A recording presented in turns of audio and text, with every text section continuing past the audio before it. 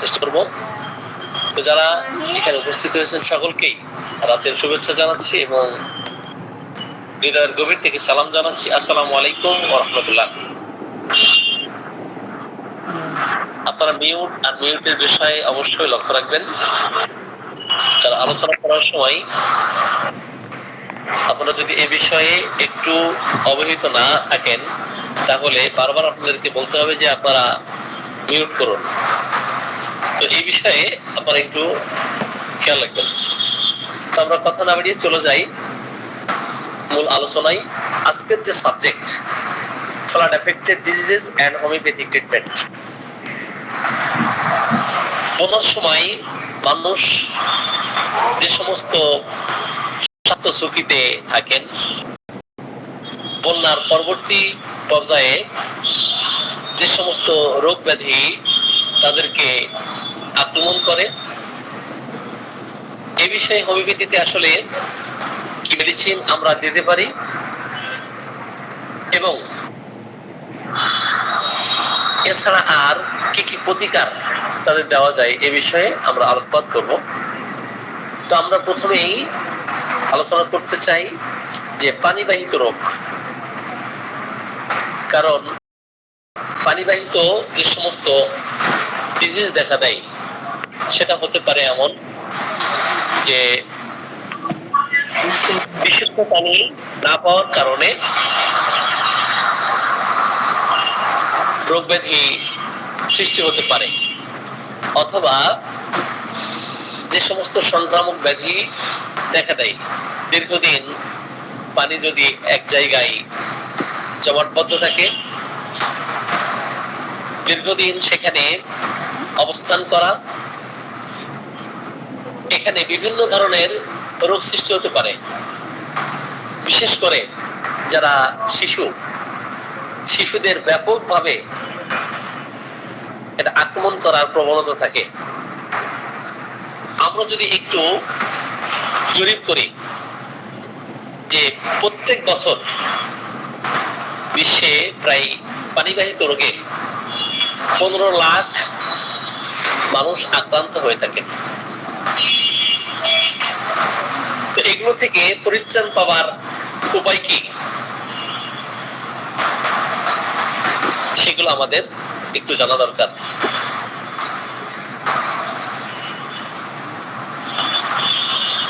প্রাকৃতিক যে সমস্ত দুর্যোগ দেখা দেয়, অতিবৃষ্টি, অনাবৃষ্টি, তো বন্যায় কবলিত হয়ে দীর্ঘদিন পানি জমাটবদ্ধ থাকার কারণে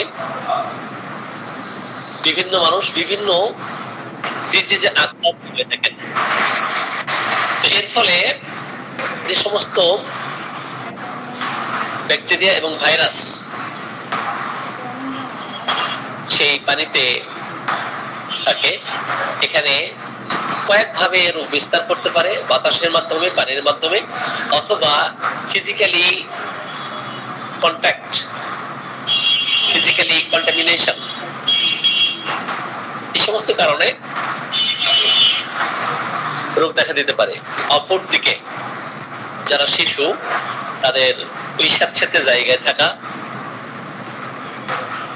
এতে করে তাদের শ্বাসনালীর সমস্যা দেখা দিতে পারে। হতে পারে প্রথমে হয়তো সাধারণ ঠান্ডা, আস্তে আস্তে পরে নিউমোনিয়াতে আক্রান্ত হতে পারে, অথবা অন্যান্য শ্বাসনালীর প্রাদাহিক একটা অবস্থা দেখা দিতে পারে।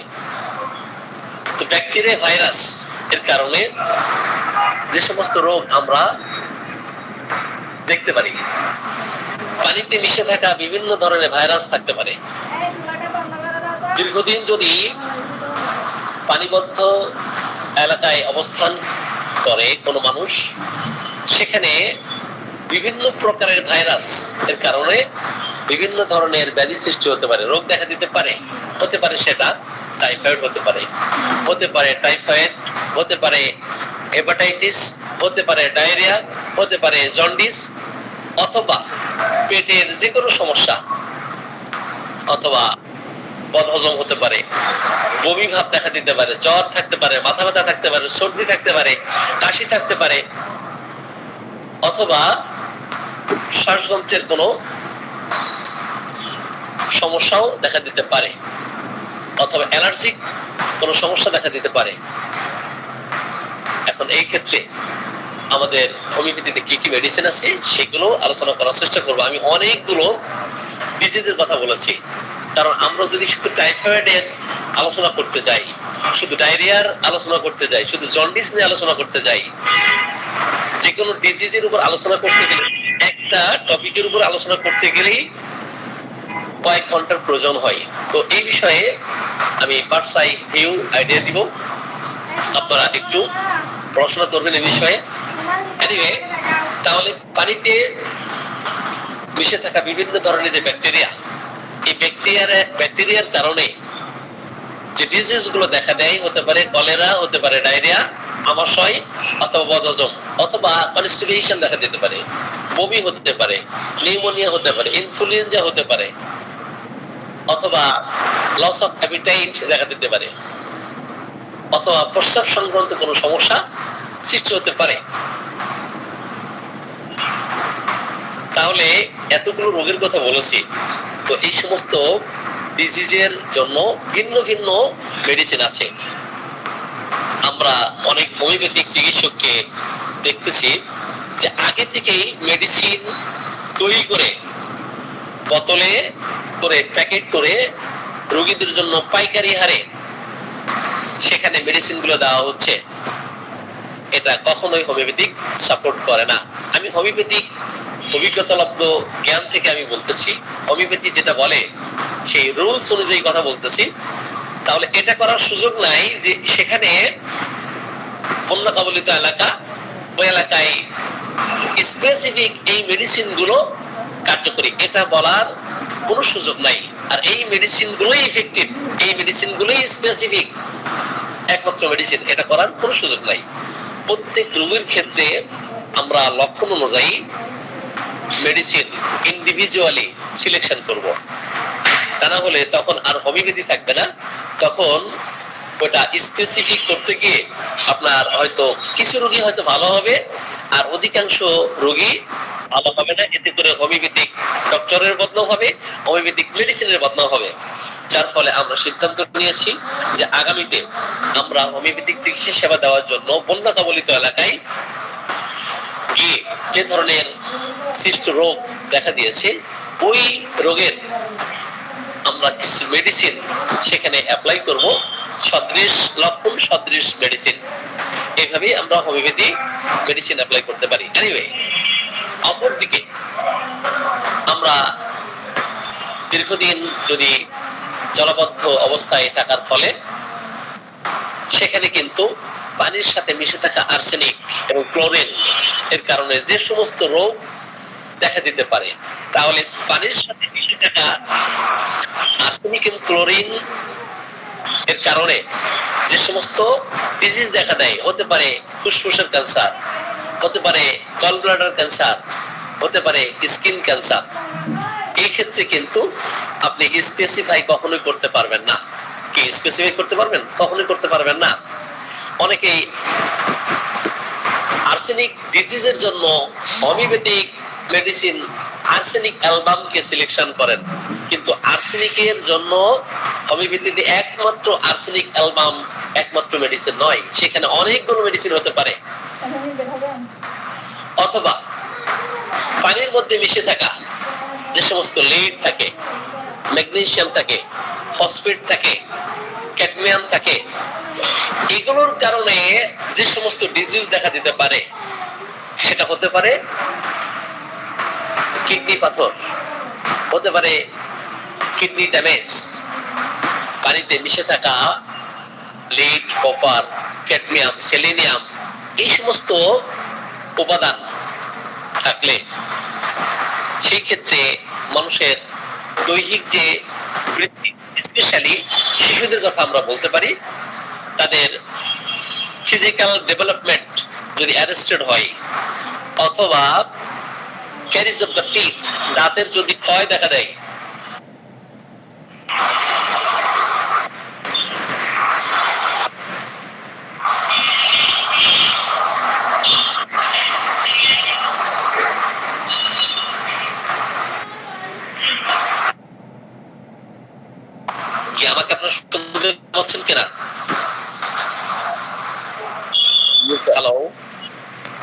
জি। অথবা শারীরিক কোনো বিকলাঙ্গতা দেখা দিলে, ফিজিক্যালি কোনো একটা অর্গান যদি বিকলাঙ্গ হয়ে যায়,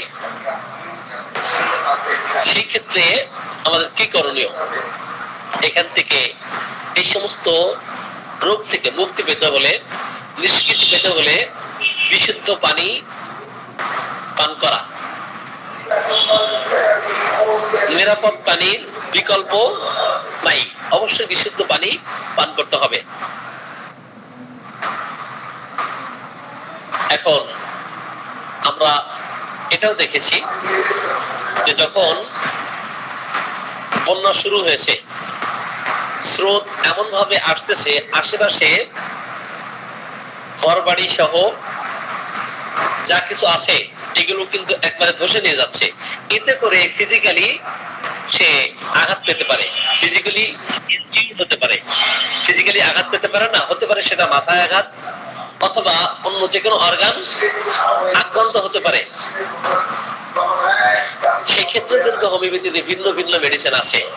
যদি মাথায় আঘাত লাগে একরকম মেডিসিন, যদি আপনার নাকে আঘাত লাগে সেই ক্ষেত্রে আরেক রকম মেডিসিন, আঘাত লাগার ফলে যদি ল্যাসারাইশন হয়ে যায় সেই ক্ষেত্রে একরকম মেডিসিন, আঘাত লাগার ফলে ডিপ টিস্যুতে যদি ইনজুরি হয় সেই ক্ষেত্রে আরেক রকম মেডিসিন। তাহলে গাছপালার ডাল ভেঙে যেতে পারে, ঘর বাড়ি ভেঙে গিয়ে তার শরীরের উপর পড়তে পারে, অথবা এই বন্যার কারণে পাহাড়ি অঞ্চলে যারা থাকেন তো পাহাড় ধসে যেতে পারে, এতে করে আঘাত দেখা দিতে পারে। সেই আঘাত কেন্দ্রিক হোমিওপ্যাথিতে অনেকগুলো মেডিসিন আছে, এই জন্যই হোমিওপ্যাথিতে স্পেসিফাই করার কোনো সুযোগ নাই। আবার বন্যার পরবর্তী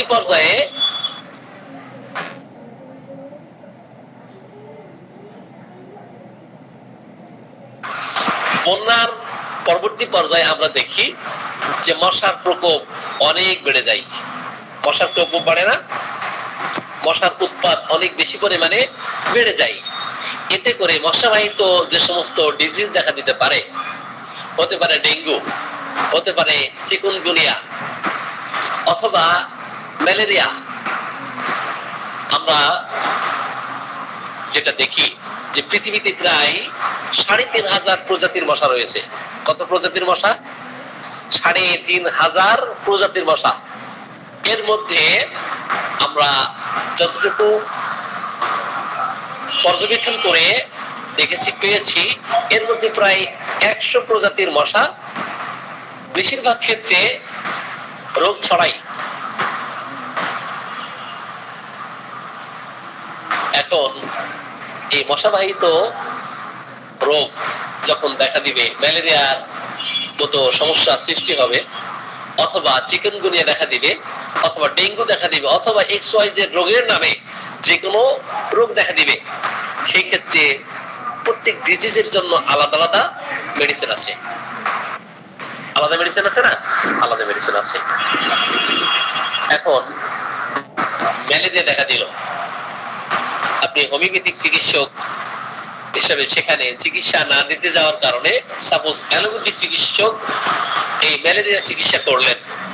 এখন ম্যালেরিয়ার চিকিৎসা যদি অ্যালোপ্যাথিতে করা হয়, পরবর্তীতে কি ধরনের কমপ্লিকেশন দেখা দেয় এটা কিন্তু আমাদের জানা দরকার না? তাহলে ম্যালেরিয়ার কারণে যদি অ্যালোপ্যাথিক চিকিৎসক চিকিৎসা দেন, এরপরে আর সে সুস্থতা লাভ করতে পারে নাই, এখান থেকে সে আর ভালো হতে পারে নাই, তাহলে অবশ্যই সেই ম্যালেরিয়ার হিস্ট্রি অনুযায়ী আপনাকে আমাকে চিকিৎসা দিতে হবে। তাহলে হিস্ট্রিতে যদি আমরা এমন পাই যে পার্সোনাল অ্যানামনেসিসে, পার্সোনাল হিস্ট্রিতে সাপ্রেশন অফ ম্যালেরিয়া, এই ক্ষেত্রে দেখবেন হোমিওপ্যাথিতে বেশ কিছু মেডিসিন আছে, খুব চমৎকার কাজ করবে। তাহলে অ্যালোপ্যাথিক চিকিৎসকদের দ্বারা ম্যালেরিয়া যদি ভালো করা হয় এবং সেখান থেকে চাপা পড়ে, তাহলে হোমিওপ্যাথিতে বেশ কিছু মেডিসিন আছে, সেই মেডিসিনগুলো অ্যাপ্লাই করতে হয়। এই ধরনের অনেক ডিজিজ দেখা দিতে পারে, সেই ডিজিজের কমপ্লিকেশন কি সেটা আমাদের জানা দরকার। রিসেন্টলি আমরা আমরা অনেকেই দেখেছি ডেঙ্গুতে আক্রান্ত হচ্ছে। তো এটাও কিন্তু মশাবাহিত একটা ডিজিজ। তাহলে ডেঙ্গুতে আক্রান্ত হলে হোমিওপ্যাথিতে বেশ কিছু মেডিসিন আছে, সেই মেডিসিন গুলোর তুলনামূলক আলোচনা, পার্থক্য নিরূপণ করার ক্যাপাবিলিটি আমাদের থাকতে হবে। যখন চিকুনগুনিয়া দেখা দিল, দেখবেন অ্যালোপ্যাথি চিকিৎসকদের কাছে যখন নতুন কোন ডিজিজ দেখা দেয়, তখন ওনারা পরীক্ষামূলক পরীক্ষা চালাতে থাকেন, গবেষণা চালান, অপরদিকে পরীক্ষামূলক রোগীর উপরে পরীক্ষা চালান যে এই চিকুনগুনিয়ার জন্য কি কি মেডিসিন দেওয়া যায়। আসলে চিকুনগুনিয়ার জন্য তখন কিন্তু কোনো মেডিসিন পেয়েছিলেন? পান নাই। অ্যালোপ্যাথিতে কিন্তু স্পেসিফিক ভাবে চিকুনগুনিয়ার কোনো মেডিসিন ছিল না। এতে করে নাপা, প্যারাসিটামল, জ্বর দমন করার জন্য অথবা ব্যথা দমন করার জন্য কিছু মেডিসিন ওনারা অ্যাপ্লাই করতেন। আমি নিজেই চিকুনগুনিয়াতে আক্রান্ত হয়েছিলাম এবং চিকুনগুনিয়ার অনেক পেশেন্ট আমি হোমিওপ্যাথিতে 24 থেকে 48 ঘন্টার মধ্যে জ্বর ভালো করতে সক্ষম হয়েছিলাম। কিন্তু চিকুনগুনিয়ার পরবর্তী পর্যায়ে তাদের শরীরে এত বেশি ব্যথা, এত বেশি যন্ত্রণা, এত বেশি কষ্ট দেখা দেয় যে 2 মাস 3 মাস ঠিক মতো তার অর্গান গুলো মুভমেন্ট করতে পারে না। ঠিক মতো অর্গান গুলো কি করা যায় না, মুভমেন্ট করা যায় না, প্রচন্ড ব্যথা হয়। আপনি স্বাভাবিকভাবে আপনি মুভমেন্ট করতে পারবেন না, হাত পা অঙ্গ প্রত্যঙ্গ। অপরদিকে প্রচন্ড মাত্রায় দুর্বলতা। এমনও আমি দেখেছি চিকুনগুনিয়ার পরবর্তীতে তাদের সেক্সুয়াল ডেবিলিটি দেখা দিয়েছে, অথচ অ্যালোপ্যাথিতে কিন্তু তাদের এই মেডিসিন ওই সময় আবিষ্কার করে তাদের চিকিৎসা দেওয়ার মধ্যে সক্ষমতা ছিল না। হোমিওপ্যাথিতে সবসময় আমরা লক্ষণকে গুরুত্ব প্রদান করি। অনুরূপভাবে চিকুনগুনিয়া হোক, ম্যালেরিয়া হোক, ডায়রিয়া হোক, কলেরা হোক, অথবা বন্যা কবলিত এলাকায় যে ধরনের মহামারী রোগ দেখা দেয়, এই সমস্ত ডিজিজের জন্য স্পেসিফিক মেডিসিনের চিন্তা না করে সবসময় আমরা সদৃশ লক্ষণ ভিত্তিক মেডিসিনের কথা চিন্তা করব। এতে করে হোমিওপ্যাথিতে আরোগ্যে আশা করা যাবে যে হোমিওপ্যাথিতে তাদেরকে আরোগ্য করা সম্ভব, অথবা দীর্ঘদিন জলবদ্ধ এলাকায় বা জলবদ্ধ স্থানে থাকার ফলে ছত্রাক জাতীয় যে সমস্ত ডিজিজ হাতে পায়ে, কারণ দীর্ঘদিন হাত পা যদি ভেজা থাকে, স্যাঁতস্যাঁতে স্থানে বসবাস করার কারণে ছত্রাক জাতীয় সংক্রমণ দেখা দিতে পারে। তাহলে সেই ক্ষেত্রে আমাদের কি কি মেডিসিন থাকতে পারে হোমিওপ্যাথিতে, সেটাও আমাদের জানা দরকার। অথবা ভাইরাস, ব্যাকটেরিয়া জনিত কারণে ফুসফুসে যদি ইনফেকশন দেখা দেয়, সেই ক্ষেত্রে আমাদের হোমিওপ্যাথিতে কি কি মেডিসিন আছে। এখন শুধু এই ধরনের কলেরা, টাইফয়েড, জন্ডিস, এই যে পানিবাহিত যে সমস্ত রোগের কথা বলতেছি, শুধু কি এগুলোই দেখা দেয় না মানসিক সমস্যাও তাদের ক্ষেত্রে দেখা দেয়? মানসিক সমস্যাও তাদের ক্ষেত্রে দেখা দেয়। বন্যায় মানুষের শারীরিক সমস্যাগুলোকে আমরা যেমন গুরুত্ব প্রদান করে থাকি, অপরদিকে মানসিক সমস্যাগুলোকেও কিন্তু সেভাবে গুরুত্ব দেওয়া দরকার। কিন্তু মানসিক সমস্যাকে আমরা একেবারেই গুরুত্ব প্রদান করি না এবং ভুলে যাই। কারণ কেউ ফিজিক্যালি আক্রান্ত হয়, কেউ মেন্টালি আক্রান্ত হয়। কারণ রোগ কিন্তু বিভিন্ন ভাবে আক্রমণ করতে পারে। যখন মানসিক ভাবে সে আক্রান্ত হবে, সেটা কিভাবে? সাপোজ যারা বন্যায় আক্রান্ত হয়ে তাদের ঘর বাড়ি, সহায় সম্পত্তি, গরু ছাগল, হাঁস মুরগি, ব্যবসা বাণিজ্য সবকিছু একেবারে সব ভাসিয়ে নিয়ে গেছে, পথের ফকির হয়ে গেছে, কোটি কোটি মিলিয়ন বিলিয়ন টাকার মালিক, অথচ মুহূর্তের মধ্যে সে ফকির হয়ে গেছে।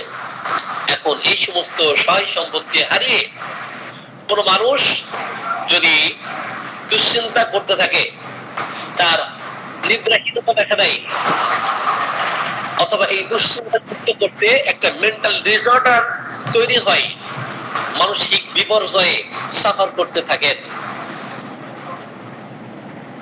এদের ক্ষেত্রে প্রত্যেকের জন্য আলাদা আলাদা মেডিসিন আছে। এমনকি বৃষ্টি চলে গেল, বন্যা চলে গেল, কিন্তু পরবর্তী পর্যায়ে আবহাওয়া ভালো হওয়ার পরে যদি 6 মাস পরে গিয়ে বৃষ্টি দেখা দেয়, ওই 6 মাস পরে এই বৃষ্টি যখনই দেখা দেয় তখনই তার মধ্যে একটা আতঙ্ক দেখা দেয়, তার মধ্যে একটা ভয়, দুশ্চিন্তা, অস্থিরতা দেখা দেয়, যে মনে হয় এই বৃষ্টিতে মনে হয় আবার সব ভাসিয়ে নিয়ে যাবে। এমন যদি মানসিক অবস্থা তৈরি হয়, তাহলে সেই ক্ষেত্রে অ্যালোপ্যাথিক চিকিৎসকেরা হয়তোবা তাদের সাইকোথেরাপি দিতে পারেন অথবা একজন সাইকিয়াট্রিক দেখাতে পারেন। কিন্তু হোমিওপ্যাথিতে এই ক্ষেত্রে এত চমৎকার চমৎকার মেডিসিন আছে যেটা কল্পনা করা যায় না। অথবা দীর্ঘদিন এই বন্যা কবলিত কারণে বন্যার পরবর্তী পর্যায়ে দুর্গত এলাকায় খাবারের অপ্রতুলতা, অপর্যাপ্ত পরিমাণে হয়তো খাবার নাই, পর্যাপ্ত পরিমাণে খাবার নাই, তো খাবারের অপর্যাপ্ততা, অপ্রতুলতা, এবং ওই এলাকায় ওই অঞ্চলে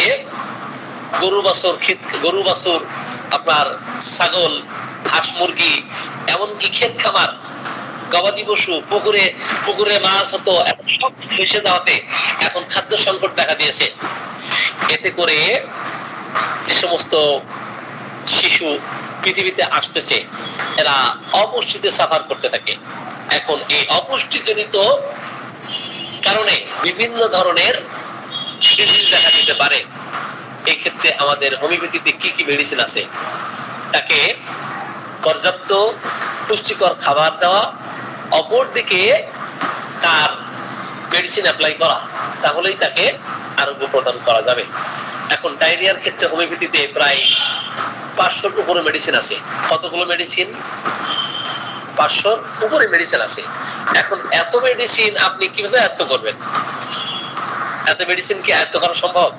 রেপার্টরিতে দেখবেন যে রেকটাম অধ্যায়ে যান, গিয়ে ডায়রিয়া লেখেন, সিনথেসিস রেপার্টরিতে 572টি মেডিসিন, এর মধ্যে 43টি মেডিসিন ফার্স্ট গ্রেড, 96টি মেডিসিন সেকেন্ড গ্রেড এবং থার্ড গ্রেড মেডিসিন 433টি। এর মধ্যে থেকে সচরাচর আমরা যে সমস্ত মেডিসিন অ্যাপ্লাই করি, সেজন্য মেট্রিমেডিকা জানার পাশাপাশি যখন আমরা রেপার্টরির জ্ঞান আমাদের থাকবে, রেপার্টরি স্কিল আমাদের থাকবে, তখন কিন্তু মেডিসিন সিলেকশন করতে আমাদের বেগ পড়াতে হবে না। হবে? এখন এতগুলো মেডিসিনের মধ্যে থেকে সাপোজ আমরা আর্সেনিকের কথা বলি। এখন আর্সেনিকের রোগীদের মধ্যে যখন দেখবো এই বন্যায় কবলিত হওয়ার পরে দেখা গেল তাদের মধ্যে ডায়রিয়া দেখা দিয়েছে। এখন এই ডায়রিয়ার জন্য অনেকগুলো মেডিসিনের মধ্যে আর্সেনিক অন্যতম একটা মেডিসিন। কিন্তু আর্সেনিকের পাতলা পায়খানা আর 2 বার বমি যদি হয়, পাতলা পায়খানা এবং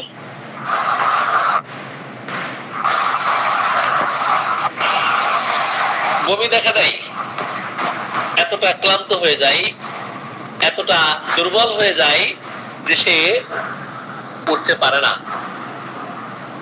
খুব দ্রুত আক্রমণ করে, আবার খুব দ্রুত তার শারীরিক দুর্বলতা, মানসিক দুর্বলতা দেখা দেয়, এবং সে ধরেই নেয় যে এই ডায়রিয়া থেকে সে নিষ্কৃতি পাবে না। যার ফলে তার পাশে একজন সঙ্গী চাই, এবং যেন তেন সঙ্গী নয়, যেন তাকে প্রোটেক্ট দিতে পারে, হৃষ্টপুষ্ট বলিষ্ঠ একজন মানুষ তার পাশে থাকা চাই। তা না হলে প্রচন্ড ভয় দেখা দেয়। এই ডায়রিয়ার কারণে তার হয়তো যে কোনো সময় মৃত্যু দেখা দিবে। এই ডায়রিয়ার কারণে যে কোনো সময় তার মৃত্যু দেখা দিতে পারে। কোনো মানুষের যখন একটা ফিক্স আইডিয়া তৈরি হয় যে তার মৃত্যু অবধারিত, সেই ক্ষেত্রে দেখবেন তার প্রচন্ড অস্থিরতা দেখা দিবে, প্রচন্ড ছটফটানি দেখা দিবে, প্রচুর পিপাসা থাকবে, এত বেশি পিপাসা থাকবে মনে হয় যে তার কাছে 1 কলস পানি থাকলে 1 কলস পানি সে খেয়ে ফেলবে, কিন্তু মূলত 1 কলস পানি সে পান করতে পারে না। এত বেশি তীব্র পিপাসা থাকে, পরিমাণে অল্প অল্প করে 1 চুমুক করে মুখে নেয়, মুখটা একটু ভিজায় নেয়, একটু জিভটা ভিজায় নেয়, তার মধ্যে অস্থিরতা, ছটফটানি, প্রচুর পিপাসা থাকা সত্ত্বেও অল্প অল্প পরিমাণে পানি পান করতে চায়। কিন্তু আর্সেনিকের রোগী কিন্তু ল্যাবরেটরিতে দেখবেন ঠান্ডা পানিও সে পছন্দ করে ফার্স্ট গ্রেড এবং গরম পানিও পছন্দ করে ফার্স্ট গ্রেড, কিন্তু দুটাতেই ডিজায়ার থাকা সত্ত্বেও উপশম বোধ করে শুধুমাত্র গরম পানিতে। একটু ভালো করে লক্ষ্য করবেন যে ডায়রিয়ার কারণে যদি তার দুশ্চিন্তা, উৎকণ্ঠা, উদ্বিগ্নতা, ভয়, এমনকি তার মৃত্যু ভয় এমন ভাবে দেখা দেয় যে কোনো সময় সে মৃত্যুবরণ করতে পারে। রাত 12টা এবং দিন 12টা, দ্বিপ্রহর এবং রাত প্রহরে তার প্রচন্ড ভয় হয় এবং ওই সময় যদি ডায়রিয়ার প্রকোপ বেশি থাকে বারবার পানি পান করতে চায়। কোনো মানুষের যখন মৃত্যু অবধারিত এটা তার মধ্যে ফিক্সড হয়ে যায় তখন কিন্তু অস্থিরতা দেখা দেয়, বারবার পানি পান করতে চায়, ছটফট করতে চায় এবং মনে করে যে এই রোগ থেকে সে নিষ্কৃতি পাবে না। শারীরিক অস্থিরতার থেকে মানসিক অস্থিরতা প্রচন্ড মাত্রায় দেখা দেয়, মেন্টালি রেস্টলেসনেস আমরা দেখবো, but physically too weak to move, cannot rest in any place, changing places, continue wants to be moved from one place to another, one bed to another. আর্সেনিকের রোগীকে দেখবেন মানসিক ভাবে প্রচন্ড মাত্রায় অস্থির থাকবে, কিন্তু শারীরিক ভাবে এত বেশি দুর্বল থাকে যে সে নড়তেই পারে না, একটা স্থান থেকে আরেকটা স্থানে যাবে নড়ার ক্ষমতা থাকে না, একটা প্লেস থেকে আরেকটা প্লেসে সে যাবে এটা তার শক্তি পায় না। যখন আপনি শিশুকে দেখবেন যে ডায়রিয়ায় আক্রান্ত হয়ে যে এতটাই শ্রান্ত হয়েছে যে হয়তো মায়ের কোল থেকে দাসীর কোলে যেতে চাইবে, মায়ের কোল থেকে বাবার কোলে যাইতে চাবে, মায়ের কোল থেকে ভাইয়ের কোলে যেতে চাবে, মায়ের কোল থেকে বোনের কোলে যেতে চাবে, এই যে অস্থিরতা তার মধ্যে এটা কিন্তু বিরাজমান থাকবে। কিন্তু যখন তাকে দ্রুত বহন করা হবে, দেখবেন ক্যামোমিলা রোগী যেমন desire to be carried fast, দ্রুত বাহিত হতে চাই শুধুমাত্র আর্সেনিক, আর দ্রুত বহন করে নিয়ে বেড়ালেই কিন্তু দেখবেন সে কমফোর্ট ফিল করতেছে। তাহলে এই ধরনের অস্থিরতা, ছটফটানি এবং প্রচুর পরিমাণে তার পাতলা পায়খানা, সেই সাথে তার জ্বালা, সেই সাথে তার কি হবে, পাকস্থলীতে জ্বালা থাকবে, সমস্ত শরীরে জ্বালা থাকবে, সমস্ত শরীরে সে গরম চাইবে, পাকস্থলীতেও সে গরম চাইবে, শুধুমাত্র মাথায় জ্বালার ক্ষেত্রে, মাথায় ব্যথার ক্ষেত্রে আর্সেনিকের রোগী ঠান্ডা চাই। Continuous pain in the head ameliorated by cold application. ঠান্ডা কোনো কিছু প্রয়োগ করলে দেখবেন আর্সেনিকের রোগী ভালো ফিল করে। তাহলে আমরা আর্সেনিকের যে ডায়রিয়ার ক্ষেত্রে যে মেডিসিনের কথা আমরা বললাম, এই আর্সেনিক নামক মেডিসিনটি দেখবেন ঠান্ডা পানি পান করা মাত্রই তার কষ্ট বেড়ে যাচ্ছে, কিন্তু গরম পানি পান করলে একটু মানসিকভাবে, শারীরিকভাবে স্বস্তি পাই। এমন অবস্থায় অবশ্যই আমরা আর্সেনিক অ্যাপ্লাই করব। এখন আর্সেনিক অ্যাপ্লাই করার পর যখন ধারণা হবে তখন আর্সেনিকের কমপ্লিমেন্টারি মেডিসিন কি কি আছে সেদিকে আমাদের একটু চিন্তা করতে হবে। আর্সেনিকের কমপ্লিমেন্টারি অনেকগুলো মেডিসিন থাকতে পারে। তো আর্সেনিকের কমপ্লিমেন্টারি মেডিসিন হতে পারে ফসফরাস, হতে পারে কার্বোভেজ, হতে পারে চায়না, হতে পারে ন্যাট্টাম সাল্ট, হতে পারে সোরিনাম, হতে পারে পালসিটিলা, হতে পারে পাইরোজেন, হতে পারে রাস্ট্রক্স, হতে পারে সিগেলিগর, হতে পারে সালফার, থোজা, অনেক মেডিসিন। এই সমস্ত মেডিসিনের পার্থক্য নিরূপণ করেই কিন্তু আমাকে আপনাকে ওই ডায়রিয়া রোগীকে ভালো করতে হয়, তাই না? এখন ডায়রিয়ার জন্য আর্সেনিকের কথা বলেছি, আর্সেনিক ছাড়া কি আর অন্য মেডিসিন নাই? আর্সেনিক ছাড়া পানিবাহিত কারণে যদি ডায়রিয়া দেখা দেয় সেক্ষেত্রে ব্যাপটিসা নামক মেডিসিনটি খুব চমৎকার কার্যকরী একটি মেডিসিন। পানিবাহিত কারণে যদি টাইফয়েড দেখা দেয় সেই ক্ষেত্রে ব্যাপটিসিয়া নামক খুব চমৎকার কার্যকরী একটি মেডিসিন। ব্যাপটিসিয়া, সাপোজ আমরা ডায়রিয়া এবং টাইফয়েড যদি দুইটা থাকে, এখন দুইটার জন্য দুই ধরনের মেডিসিন অ্যাপ্লাই করবেন না একটা মেডিসিনই ডায়রিয়াও চলে যাবে এবং তার টাইফয়েডও চলে যাবে? ডায়রিয়া এবং টাইফয়েড উভয়ই যাবে যদি কিনা ব্যাপটিসিয়া সদৃশ লক্ষণ বলে আমরা দেখতে পারি। তো ব্যাপটিসিয়া রোগীর দেখবেন প্রথম সপ্তাহে ফার্স্ট উইকে হয়তোবা তেমন ক্রিয়া করতেছে না, কিন্তু সেকেন্ড উইকে অর্থাৎ তৃতীয় সপ্তাহে ব্যাপটিসিয়া খুব চমৎকার কাজ করে। ব্যাপটিসিয়ায় দেখবেন টাইফয়েড বলেন, তার ডায়রিয়া বলেন, এই সমস্যা রোগের নামে যেটাই হোক না কেন সব চলে যাবে। কিন্তু ব্যাপটিসিয়ার লক্ষণ এমন থাকবে যে একদিকে টাইফয়েড, অপরদিকে তার ডায়রিয়া। এতে করে এতটা শ্রান্ত হয়ে যায় যে সেই দুর্বলতার কারণে পুকুর কুণ্ডলীর মতো হয়ে শুয়ে থাকে, হাত পাশে ছড়িয়ে ছিটিয়ে শয়ন করতে পারতেছে না, পুকুর কুণ্ডলী হয়ে সে শুয়ে থাকে। অপরদিকে সে ঘুমের মধ্যে প্রলাপ বকতে থাকে। তাকে ডাক দিলে হয়তো চোখ মেলে সঠিক উত্তর দিয়ে আবার স্ট্রোক কন্ডিশনে চলে যাবে। যখন টাইফয়েডে আক্রান্ত রোগীকে আপনি দেখবেন পানিবাহিত কারণে যদি টাইফয়েড দেখা দেয়, ব্যাপটিসিয়ার লক্ষণ এমন থাকবে যে তার বিছানাটা শক্ত বোধ মনে হবে, এত বেশি শক্ত সে একটু একটু করে সরতে থাকবে এবং পুকুর কুণ্ডলী হয়ে শয়ন করতে থাকবে। তার সমস্ত স্রাবে দুর্গন্ধ, তার প্রস্রাবে দুর্গন্ধ, তার ঘামে দুর্গন্ধ, তার পায়খানায় দুর্গন্ধ, তার শরীর থেকে দুর্গন্ধ, যে মল মূত্র নিঃসরণ করতেছে এত বেশি দুর্গন্ধ যে আশেপাশে বেড়া যায় না। অপরদিকে তার মানসিক যে শক্তি সেটাও লোপ পেয়ে যায়, চিন্তা করার শক্তি লোপ পেয়ে যায়, অঘরে পড়ে থাকে, অচেতন অবস্থায় সে পড়ে থাকে, ডাকলেও কোন রকম সাড়া দিতে চায় না। যদি কখনো সে সাড়া দেয় সাথে সাথে আবার কিন্তু অঘরে চলে যায় উত্তর দেওয়ার সাথে সাথে, অথবা উত্তর দিতে দেখবেন যে সম্পূর্ণ উত্তর দিতে পারে নাই, এর মধ্যেই সে ঘুমিয়ে যাচ্ছে, এর মধ্যেই সে অচেতন অবস্থায় চলে যাচ্ছে, বিছানার শক্তবোধ মনে হয়। এই পানিবাহিত কারণে টাইফয়েড এবং ডায়রিয়া যদি দেখা দেয়, অবশ্যই আমরা ব্যাপটিসিয়ার কথা আমরা চিন্তা করব। অপরদিকে তার অঙ্গ প্রত্যঙ্গ কি করবে? গোছাতে থাকবে। মনে করবে আমার অনেকগুলো হাত গজিয়েছে, অনেকগুলো আঙ্গুল গজিয়েছে, আমার শরীর থেকে কি মানে একটা অর্গান থেকে আরেকটা অর্গান এটা সেপারেটেড হয়ে গেছে। এই ক্ষেত্রে অবশ্যই আপনি ব্যাপটিসিয়া ছাড়া অন্য কোনো মেডিসিনের কথা চিন্তা করতে পারেন না। অপরদিকে ডায়রিয়া না থেকে যদি ভায়োলেন্ট কনস্টিপেশন, অবস্টিনেট কনস্টিপেশন এটা যদি দেখা দেয়, সেই ক্ষেত্রেও কিন্তু আপনি ব্যাপটিসিয়ার কথা চিন্তা করতে পারেন। তাহলে কোষ্ঠবদ্ধতা হোক অথবা ডায়রিয়া দেখা দিক, যদি কিনা আমরা যে লক্ষণাবলী উল্লেখ করেছি এই সমস্ত লক্ষণ থাকে, সেই ক্ষেত্রে অবশ্যই আপনি ব্যাপটিসিয়া অ্যাপ্লাই করবেন। মানসিক লক্ষণের মেট্রিমেডিকা বিকে বসু, কোন লেখক? মানসিক লক্ষণের মেট্রিমেডিকা বিজয় কুমার বসু। ব্যাপটিসিয়া অধ্যায় আপনারা পড়বেন, এত চমৎকার ভাবে ওখানে বর্ণনা করা হয়েছে।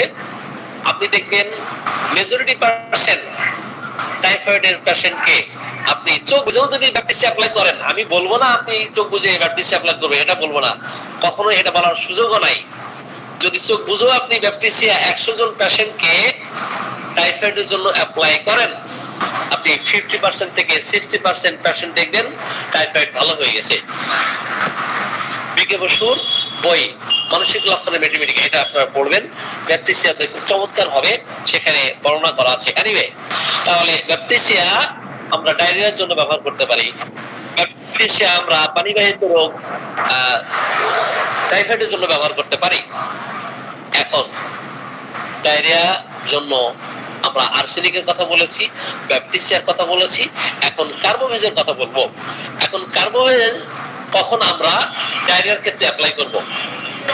যখন এই বন্যা কবলিত এলাকায় বাসি খাবার খেতে গিয়ে অথবা একটু পচা খাবার খেতে গিয়ে হয়তো অনেকেই ত্রাণ দিচ্ছেন, শুকনা খাবার বেশি দিচ্ছেন, কিন্তু অনেক পরিবার হয়তো কয়েকটা প্যাকেট রেখে দিল, তো মনে করলো আমি তো শুকনা খাবার খেয়ে তো থাকতে পারতেছি না, তো খাবার 2-1 প্যাকেট আমি রেখে দিই, একটু নষ্ট হয়ে যাওয়ার মতো হয়ে গেছে, একটু স্পয়েলড হয়ে গেছে, অথবা একটু কি দুর্গন্ধ হয়ে গেছে, অথবা একটু পচে যাওয়ার মতো হয়ে গেছে অথবা খাবারটা বাসি হয়ে গেছে, এমন অবস্থায় এই খাবার খাওয়ার কারণে, সেটা মাছ হোক, সেটা মাংস হোক, অথবা যে কোনো খাবার হোক, যদি বাসি খাবার খাওয়ার কারণে যদি তার ডায়রিয়া দেখা দেয়, সেই ক্ষেত্রে অবশ্যই অবশ্যই কার্বোভেজ খুব চমৎকার কার্যকরী একটি মেডিসিন।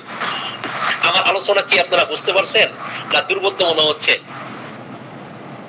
চমৎকার বিষয়, বুঝতে পারছেন স্যার?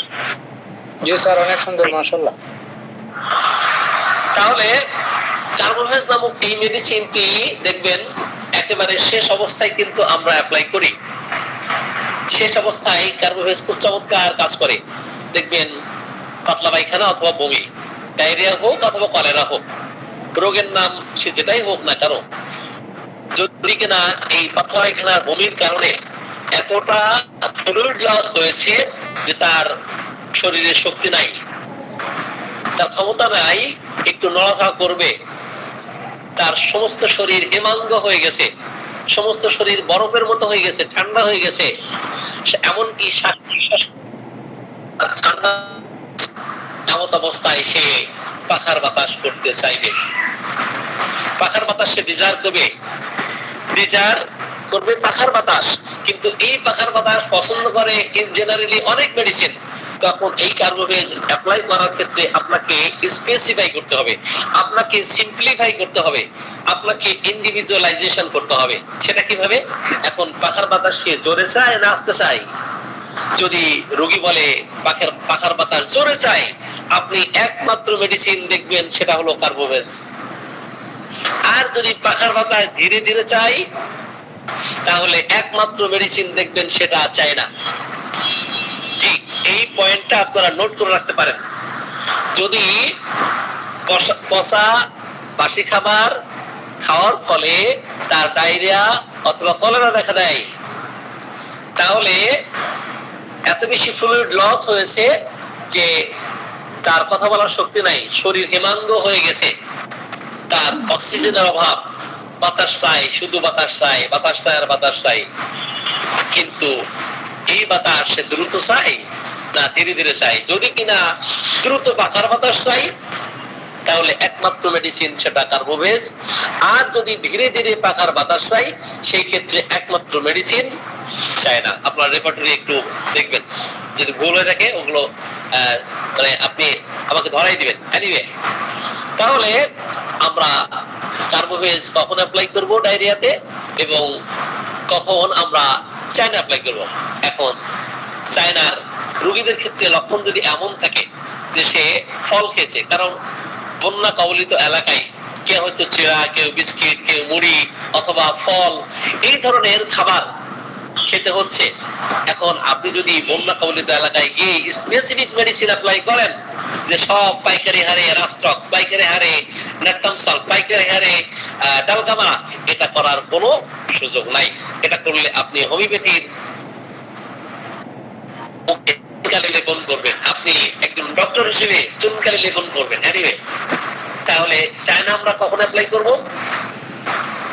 বিভিন্ন ধরনের ফল খাইলো। এখন ফল খাইলে কিন্তু চায়না রোগী সাধারণত সহ্য করতে পারে না, পারে? চায়না রোগী কিন্তু ফল খাইলে সহ্য করতে পারে না, এবং যেই খাবার খাইলো, যে ফলটা সে খাইলো, এখন এই আস্তে আস্তে খাবার আস্তে আস্তে যে চাবিয়েছে, যে ফলটা চাবানো, ওই চাবানো চিবানো আনডাইজেস্টেড ফুড, এটা কিন্তু তার মলের সাথে নিঃসরণ হচ্ছে, এটা হজম হচ্ছে না। সেই ক্ষেত্রে আমরা চায়নার কথা চিন্তা করব। এখন চায়নার রোগী ফল খাওয়ার কারণে ডায়রিয়া শুরু হলো, এবং আস্তে আস্তে ফল যেন যাচ্ছে, চাবানো যেটা চাবিয়েছে সেটা যাচ্ছে, এবং পেট এত বেশি ফেপে গেছে, এখন জয় ঢাকার মতো ফেপে গেছে, এখন এত বেশি বায়ু সৃষ্টি হয়েছে, পাতলা পায়খানা হলেও তার পেট ফাঁপা কমে না, ঢেকুর তো উঠতেই চায় না। যদি কদাচিৎ কখনো ঢেকুর উঠে, ওই ঢেকুর উঠলেও কিন্তু তার পেট ফাঁপা কমে না।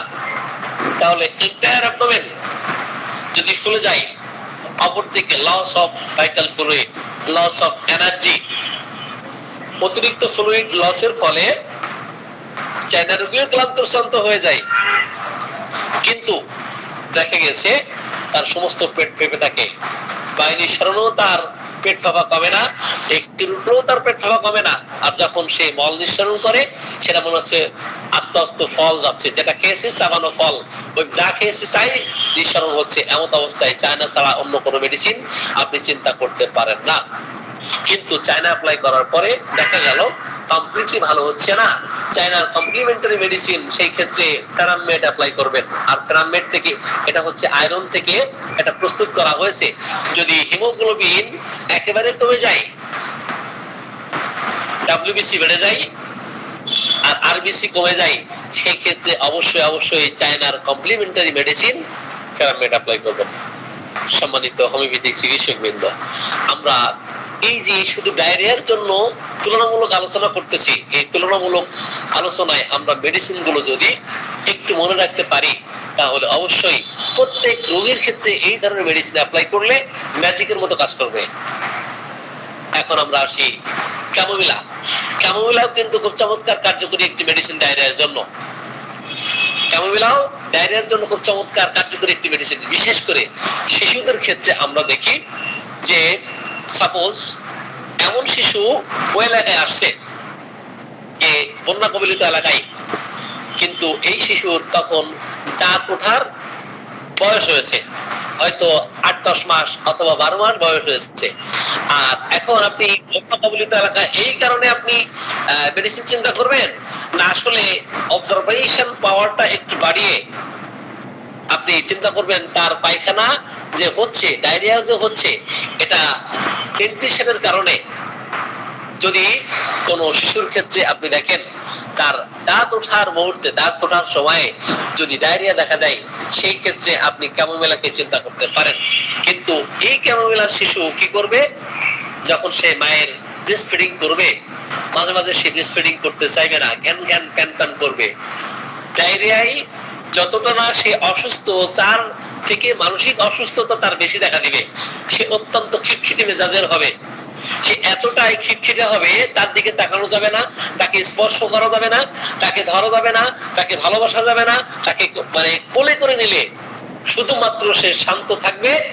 White only when carried, white only when carried, desire to be carried and amelioration, সে বাহিত হতে চাই এবং তাকে দোল দিলে তাকে মানে desire to be carried by amelioration। তো তাহলে উপশম হবে, দেখবেন যে বহন করে নিয়ে বেড়ালে, অপর দিকে তাকে দোল দিলে, আপনি একটা দোল নাই তাকে দোল দিচ্ছেন, সে একটু কমফোর্ট ফিল করতেছে। তাছাড়া সে ঘুমাবে না, সে বসবে না, অস্থির করে তুলবে। হ্যাঁ, তো এই সমস্ত লক্ষণ যদি আমরা ক্যামোমিলার শিশুদের ক্ষেত্রে দেখি, অপর দিকে সে ডায়রিয়া সাফার করতেছে, আমরা এই ক্ষেত্রে ক্যামোমিলা ছাড়া আর অন্য কোনো মেডিসিন চিন্তা করব না। এখন ক্যামোমিলা ছাড়া আরো অনেক মেডিসিন আপনি পাবেন। ডালকামারাও খুব চমৎকার একটি কার্যকরী মেডিসিন, কিন্তু ডালকামারা ওই ক্ষেত্রে অ্যাপ্লাই করবেন যে সারাদিন প্রচন্ড গরম, রাতের বেলায় ঠান্ডা, অথবা যেই স্থানে ওই বাবা মা তার শিশুকে নিয়ে আসে, ওই বেসমেন্ট একটু স্যাঁতস্যাঁতে আছে, এখানে এই স্যাঁতস্যাঁতে স্থানে থাকার ফলে তার ডায়রিয়া শুরু হয়ে গেছে। এমন অবস্থায় অবশ্যই আমরা ডালকামারার কথা আমরা চিন্তা করব। ডালকামারা এই ক্ষেত্রে খুবই চমৎকার কার্যকরী একটি মেডিসিন। তাহলে কখন ডালকামারা, কখন ক্যামোমিলা, কখন কার্বোভেজ, আবার অপরদিকে ক্যালকিরা কার্বো কিন্তু খুবই চমৎকার কার্যকরী একটি মেডিসিন ডায়রিয়ার জন্য। এখন কখন আপনি ডায়রিয়ার জন্য ক্যালকিরা কার্বো অ্যাপ্লাই করবেন? কখন? যে সমস্ত শিশুকে আপনি দেখবেন তার কথা বলা শিখতে, তার হাঁটা শিখতে, তার ব্রহ্মতলে জোড়া লাগতে, তার দাঁত উঠতে, এক কথায় সবকিছু ডিলেইতে হয়েছে, এমনকি দাঁত উঠতেও তার দেরি, কথা বলতে দেরি, তার ল্যাক অফ অ্যাসিমিলেশনের কারণে, পরিপোষণ ক্ষমতার অভাবের কারণে দেখা গেল যথাসময় সে হাঁটতে পারতেছে না, যথাসময় তার দাঁত উঠতেছে না। সাধারণত 18 মাসের মধ্যেই কিন্তু তার ব্রহ্মতালু জোড়া লেগে যায়, কিন্তু 2 বছর হয়ে গেছে তার ব্রহ্মতালু জোড়া লাগে না। এই ক্ষেত্রে ক্যালকিরা কার্ব খুব চমৎকার কার্যকরী একটি মেডিসিন। ক্যালকিরা কার্বে শিশুদেরকে আমরা দেখি অনেক বেশি মোটা হয়, অনেক বেশি মোটা সোটা, এত বেশি মোটা সোটা আপনি কোলে নিতে পারতেছেন না, না দুষ্টু শরীর হয়, তাই না? কিন্তু দেহের তুলনায় তার হাত এবং পা একটু শীর্ণ হয়। পেট ইনভার্টেড সসার বলা হয়েছে, অর্থাৎ কড়াইয়ের উল্টা পিঠ যেমন, কড়াকে উল্টা করলে কড়াইয়ের উল্টা পিঠ যেমন আপনি ক্যালকুলেট করবেন শিশুদের ক্ষেত্রে, আপনি পেট দেখবেন এমন। অপরদিকে তার হাত এবং পা শীর্ণ, মাথা মোটা, পেট মোটা, কিন্তু হাঁটতে গেলেই সে পড়ে যায়, হাঁটতে পারে না। তাকে যথেষ্ট পরিমাণে ক্যালসিয়াম যুক্ত খাবার দেওয়া হয়, যথেষ্ট পরিমাণে সে ডিম খাওয়ার অদম্য স্পৃহা তার মধ্যে থাকে। এত ডিম খাওয়া, এত ক্যালসিয়াম যুক্ত খাবার খাওয়ার পরও সে হাঁটতে পারতেছে, পড়ে যাচ্ছে। অপরদিকে সে ডায়রিয়া সাফার করতেছে।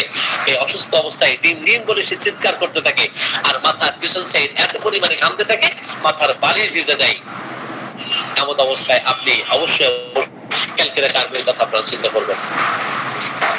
ক্যালকুলেট কার্ব ছাড়া এই ধরনের আর অনেক মেডিসিন আমরা দেখবো। পালসেটিলা, এখন পালসেটিলা কখন অ্যাপ্লাই করবেন? ডায়রিয়ার জন্য কিন্তু পালসেটিলা খুব চমৎকার কার্যকরী একটি মেডিসিন, কিন্তু আমরা অনেকেই হয়তো পালসেটিলার কথা আমরা চিন্তাও করি না। সাপোজ বন্যা কবলিত এলাকায় হয়তোবা যে ত্রাণ গেছে সেটা একটু তেলযুক্ত খাবার, হয়তো পোলাও অথবা অন্য কোনো খাবার, সেটা তেলযুক্ত খাবার। আর এই তেলযুক্ত খাবার খাওয়ার ফলে তার কি হলো? তার পাতলা পায়খানা শুরু হয়ে গেল। পাতলা পায়খানা এত বেশি পরিমাণে শুরু হলো যে সে অসুস্থ হয়ে পড়লো। এমন অবস্থায় আপনি পালসেটিলাকে চিন্তা করবেন, কিন্তু পালসেটিলার পিপাসাহীনতা থাকবে।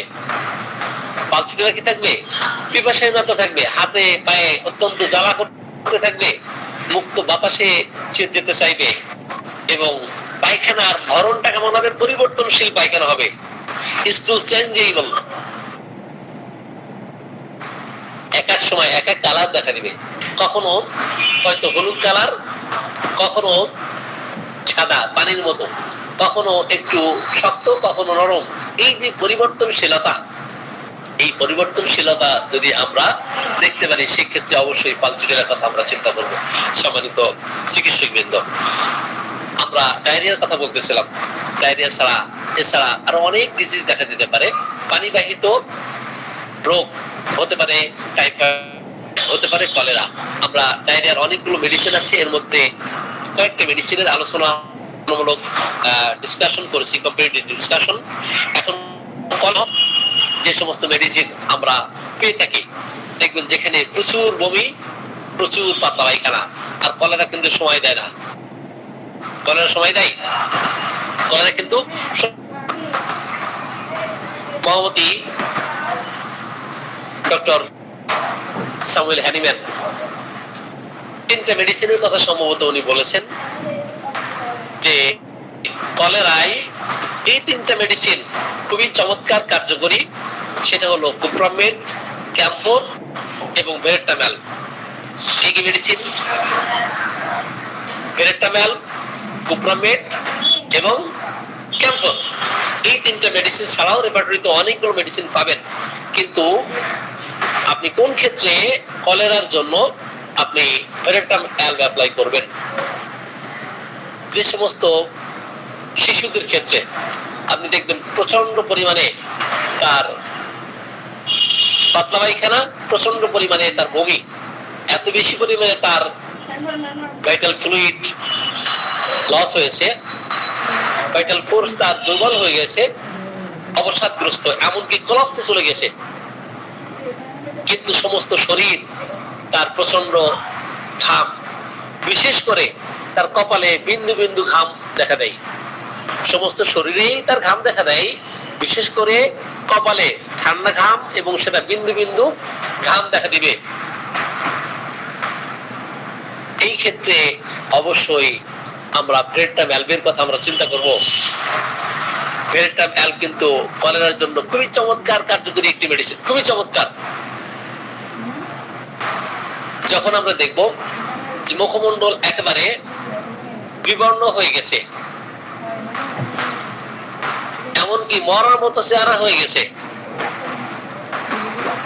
কিন্তু প্রচুর পিপাসা, অনেক বেশি পিপাসা, পানি পান করতে চাই, সেটা ঠান্ডা পানি পান করতে চাই, কোল্ড ড্রিঙ্কস, কোল্ড ওয়াটার, এমনকি তার সকল খাবারই অনেক পরিমাণে ঠান্ডা চাই। প্রচুর বমি, প্রচুর ডায়রিয়া, সেই সাথে তার টক খাওয়ার অদম্য স্পৃহা যদি দেখা দেয় এবং ঠান্ডা পানি পান করার স্পৃহা দেখা দেয়, ঠান্ডা খাবার খাওয়ার ইচ্ছা দেখা দেয়, এই ক্ষেত্রে অবশ্যই আপনি আমি ব্রেডটা ভ্যালভের কথা আমরা চিন্তা করব। পানির মতো পায়খানা হতে থাকবে, প্রচুর পরিমাণে পানির মতো একদম ওয়াটারি স্টুল দেখা দিবে এবং অবসাদগ্রস্ত দেখা যদি দেয়, তাহলে অবশ্যই আমরা এখানে ব্রেড ভ্যালভের কথা আমরা চিন্তা করব। এখন ব্রেড ভ্যালভের সাথে আমরা ক্যাম্ফরকে কিভাবে চিন্তা করব? ক্যাম্ফরও কিন্তু কলেরার জন্য খুব চমৎকার কার্যকরী একটি মেডিসিন।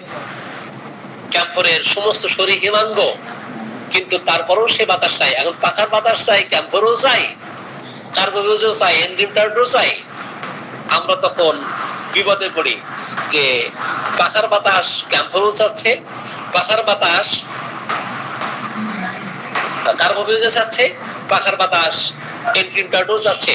প্রত্যেকটা মেডিসিনকে আপনি ইন্ডিভিজুয়ালি একটু পার্থক্য করতে চাইলে প্রত্যেক মেডিসিনের স্বতন্ত্র বৈশিষ্ট্য আমরা দেখব, ক্যারেক্টারিস্টিক ফিচার, ক্যারেক্টারিস্টিক যে সিম্পটম গুলো সেগুলো দেখব। আমরা ক্যাম্ফরের রোগীদেরকে যখন দেখব যে কলেরা আক্রান্ত হয়ে ফিজিক্যালি এন্ড মেন্টালি তারা এত বেশি দুর্বল হয়, এত বেশি সে খিটখিটে থাকে যে ঠান্ডা বাতাসে সহ্য করতে পারতেছে না, অপরদিকে ঠান্ডা বাতাস চাচ্ছে সে ডায়রিয়াতে, তাই না? এমন ক্ষেত্রে আমরা ক্যাম্ফরের কথা চিন্তা করব। টাচ করলে তার সারফেস, যেটা তার উপরিভাগটা টাচ করলে মনে হবে প্রচুর ঠান্ডা। এখন প্রচুর ঠান্ডা থাকার পরেও দেখবেন সে কি করতে চায় না, সে কাভারিং করতে চায় না। they cannot bear to be covered, তাদেরকে আবৃত করা হোক এটা তারা চায় না। এমনকি তাকে আবরণ দিলে সেটা থ্রো করে ফেলে, throws of all coverings। আপনি ক্যাম্পের কথা আপনি চিন্তা করবেন। কলেরার ফার্স্ট স্টেজে আমরা যদি এই ধরনের দীর্ঘক্ষণ শীত দেখা দেয়, সেই ক্ষেত্রে আমরা ক্যাম্পের কথা আমরা চিন্তা করতে পারি। ক্যাম্পর এই ক্ষেত্রে খুব চমৎকার কার্যকরী একটি মেডিসিন। আবার কুপ্রামেটও কলেরার জন্য খুব চমৎকার, কিন্তু কুপ্রামেটের কলেরায় কেমন অবস্থা দেখা দেয় দেখবেন, কলেরা দেখা দেওয়ার কারণে এত বেশি দুর্বল হয়ে যায় যে অঙ্গ প্রত্যঙ্গ খিঁচতে থাকে। অঙ্গ প্রত্যঙ্গ কি হয়? খিঁচতে থাকে, অঙ্গ প্রত্যঙ্গ বাঁকা হয়ে যায়, অথবা তার খিঁচুনি দেখা দেয়, কনভালশন দেখা দেয়, স্প্যাজম দেখা দেয়, অথবা কনভালশন দেখা দেয়। এই ক্ষেত্রে কোপ্রামেট খুব চমৎকার কার্যকরী একটি মেডিসিন। যদি কলেরায় আমরা এমন দেখতে পারি যে মুষ্টিবদ্ধ থাকে, হাতকি থেকে মুষ্টিবদ্ধ থাকে, আর খিচুনিটা শুরু হয় পায়ের দিক থেকে, আর কোপ্রামেট আর একটা সিকুটাভিরোসা। তো খিচুনির জন্য কোপ্রামেট এবং সিকুটাভিরোসা দুই মেডিসিনই কিন্তু খুব চমৎকার কার্যকরী। কিন্তু কলেরায় যদি খিচুনি শুরু হয় এবং সেই খিচুনিটা পায়ের দিক থেকে শুরু হয় এবং খিচুনি হতে হতে ধনুকের মতো বাঁকা হতে থাকে, ভালো করে খেয়াল করেন, খিচুনি হতে হতে যদি ধনুকের মতো বাঁকা হতে থাকে, সেই ক্ষেত্রে আমরা কোপ্রামেটের কথা চিন্তা করবো। মাঝে মাঝে দাঁত লেগে যায়, চোখ এক দৃষ্টিতে থাকে, মুখ দিয়ে ফেনা উঠতেছে, ধনুকের মতো বাঁকা হয়ে যাচ্ছে, অপরদিকে অত্যধিক পরিমাণে তার ফ্লুইড লস হয়েছে। কলেরায় আক্রান্ত হয়ে এমন অবস্থা যদি দেখা দেয়, তাহলে এই ক্ষেত্রে আমরা কোপ্রামেট ছাড়া অন্য কোনো মেডিসিন আমরা চিন্তা করব না। সম্মানিত চিকিৎসকবৃন্দ, আমরা অনেক মেডিসিন নিয়ে আলোচনা করতে পারি, কিন্তু এত আলোচনার সময়ও নাই। আমরা শুধু এবার কলেরায় আর দু একটা মেডিসিনের পার্থক্য করেই অন্য মেডিসিনে চলে যাবো ইনশাআল্লাহ। আপনার কি ধৈর্য ধরে আলোচনা শুনবেন, না আলোচনা শেষ করে দিব? জি না স্যার, চলো। নিতে পারবেন না? সাপোজ আমরা কলেরার ক্ষেত্রে পটোফাইলাম, কলেরা হোক অথবা ডায়রিয়া হোক, পানিবাহিত কারণে যদি পটোফাইলাম সদৃশ রোগ লক্ষণ দেখা দেয়, কলেরা হোক অথবা ডায়রিয়া হোক, এখন পডোফাইলাম কখন অ্যাপ্লাই করবেন, কখন সিকেলি কর অ্যাপ্লাই করবেন, কখন সোরিনাম অ্যাপ্লাই করবেন, আমরা পডোফাইলাম এর কথাই আলোচনা করি।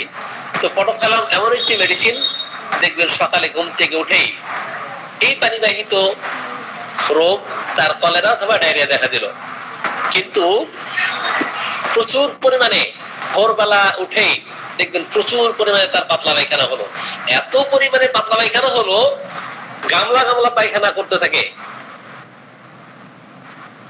শিশুদের ক্ষেত্রে দেখবেন যারা 4-5 বছর বয়সের শিশু, যখন সে পডোফাইলামের রোগীতে পরিণত হয়, প্রচুর পরিমাণে পেট ফুলতে থাকে, এত পরিমাণে ফুলে জয় ডাকের মতো, কিন্তু পায়খানা যেই করে পেট আবার চুপসে যায়। এটা বিভিন্ন বই পুস্তকে লেখা আছে খাল ধরে যায়। আসলে খাল ধরা শব্দ অনেকে কিন্তু বোঝে না, বুঝে পেট চুপসে যায়। তো পেট চুপসে যায়, পেট চুপসে গেলে তখন সে মোটামুটি ওই অবস্থায় আছে, আবার কিছুক্ষণ পর পেট আবার ফুলতে থাকে, ফুলতে ফুলতে বিশাল ফুলে যায়, আবার পায়খানার বেগ লাগে, মনে হয় যে এক গামলা পায়খানা করতেছে এবং দুর্গন্ধযুক্ত পায়খানা। এই লক্ষণগুলো সকাল থেকে দুপুর পর্যন্ত বৃদ্ধি হতে থাকবে।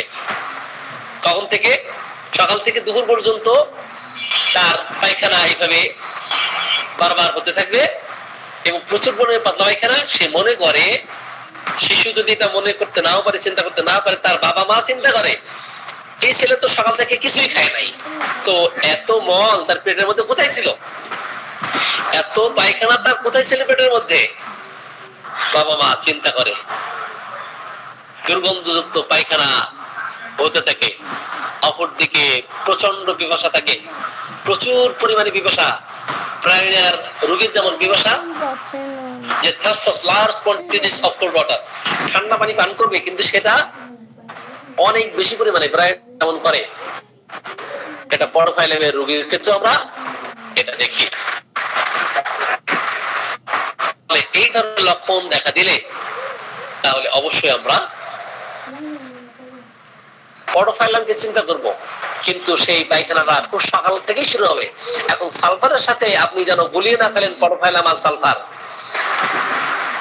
আর্লি মর্নিং এ ডায়রিয়া পডোফাইলামও হয়, আবার আর্লি মর্নিং ডায়রিয়া সালফারও হয়, কিন্তু সালফার থেকে আপনি কিভাবে পডোফাইলামকে চিন্তা করবেন, কিভাবে পার্থক্য নিরূপণ করবেন।